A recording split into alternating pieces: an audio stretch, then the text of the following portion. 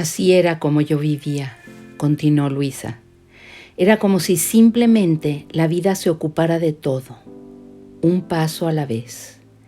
El negocio comenzó primero conmigo y con mi madre, que en ese entonces tenía 90 años, quien era muy buena cerrando sobres y pegando sellos de correo, y de ahí siguió creciendo. Mirando hacia atrás, puedo ver cómo la vida colocó exactamente lo que yo necesitaba en mi camino. Por ejemplo, después de mi divorcio tuve un novio que era director de teatro. Era parte del Teatro Hispanoamericano en Nueva York y trabajé con él y con algunos de los actores durante aproximadamente un año. Era un teatro experimental y terminé haciendo cosas que jamás pensé hacer antes. Cuando este director regresó a España, me quedé y terminé actuando en una obra que me permitió obtener la tarjeta de actriz profesional. Desde ese momento, desde el instante en que recibí mi tarjeta profesional, lo cual era algo muy importante, todo desapareció. Nadie me llamó y nadie me quería. No me importó, pues yo no había incursionado en el mundo del teatro deseando seguir una carrera. ¿Cómo fue la experiencia del teatro? ¿Cómo fue que la experiencia del teatro se convirtió en un ejemplo de la vida, brindándote exactamente lo que necesitabas? Fue mi preparación para las conferencias ante el público que tuve que hacer más tarde. Cuando comencé mis charlas, no sentía pánico, porque ya había hecho el ridículo en el escenario. Y a la gente pareció gustarle lo que yo hacía. Comprendí que hablar en público era igual que actuar en el teatro, excepto que yo escribía mi propio libreto. No tenía que hacer lo que otros querían, hacía lo que yo quería hacer. En consecuencia, trabajabas de tiempo completo como consejera y la gente parecía sentirse atraída hacia ti. ¿Cómo evolucionó tu trabajo a partir de ese momento? Una de las cosas que trabajábamos en la Escuela de la Ciencia Religiosa, yo la llamo escuela, eran las enfermedades y sus equivalentes mentales, y yo estaba fascinada con la idea. Recuerdo que tomaba notas. En una ocasión recopilé cosas que encontré en libros, ideas que me llegaban y lo que veía en las personas con las que trabajaba, y lo llamé una lista. La compartí con alguien en mi clase y la mujer dijo: Luisa, esto es increíble. ¿Por qué no haces un panfleto con esta lista? Elaboré entonces un pequeño panfleto de 12 páginas y le puse una cubierta azul. Y lo titulé What Hurts, ¿qué nos duele? Pero con el tiempo llegué a llamarlo cariñosamente el librito azul. Contenía una lista de enfermedades, los patrones mentales que pueden contribuir a cada enfermedad y un pequeño tratamiento para sanar los patrones negativos. Aún recuerdo cuando fui a ver al doctor Barker, director de la escuela, y le enseñé lo que había hecho.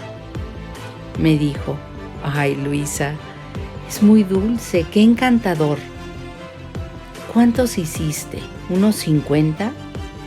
Y yo le dije: no, 5,000. Y él me dijo: ¿qué? ¿Estás loca? Jamás venderás 5,000 panfletos. Ahora bien, la razón por la que mandé a hacer 5,000 fue porque había aprendido que en la impresora de la iglesia costaba mucho menos la unidad si mandabas a imprimir una mayor cantidad. Entonces tenía 5,000 panfletos impresos que me costaron 25 centavos cada uno. Yo cobraba $1. Sin embargo, nunca pensé en ganar dinero. Solamente deseaba compartir la información, pero eventualmente llegué a vender los 5,000. Es decir, el hecho de que el doctor Barker pensara que estabas loca no llegó a desanimarte? No.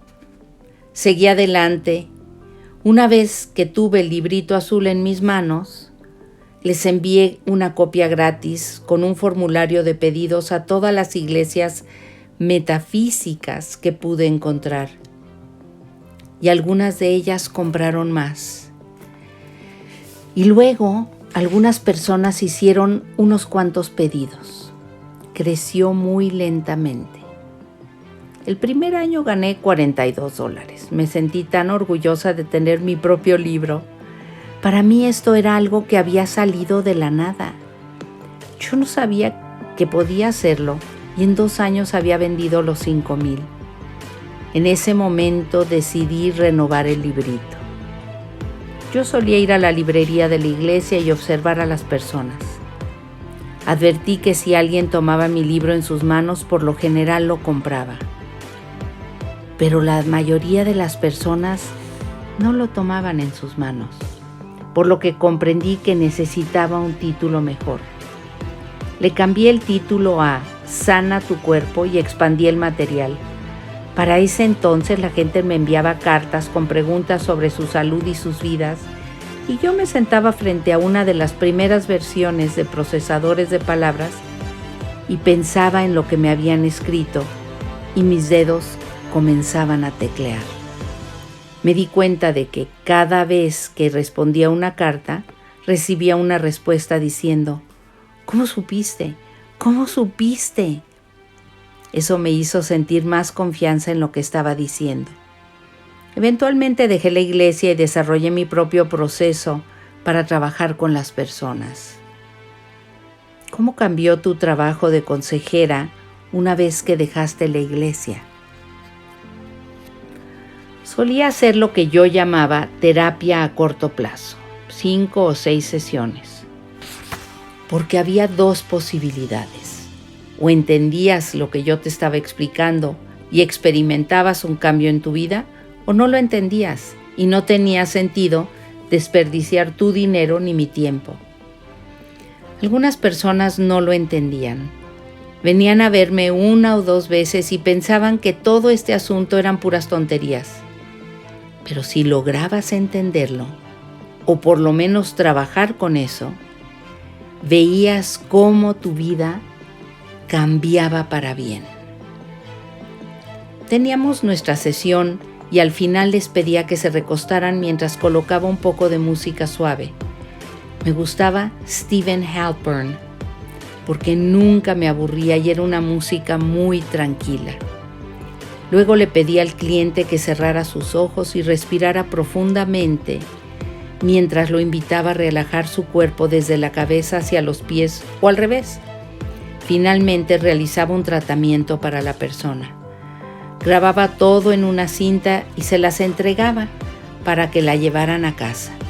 Si regresaban les pedía que trajeran la cinta para poder grabar la continuación de la última terapia.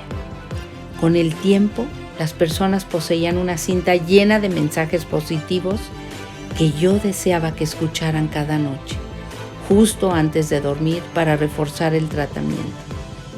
Cada uno de ellos sabía que en el momento que se detenían a escuchar, podían relajarse porque solamente se les comunicarían mensajes positivos.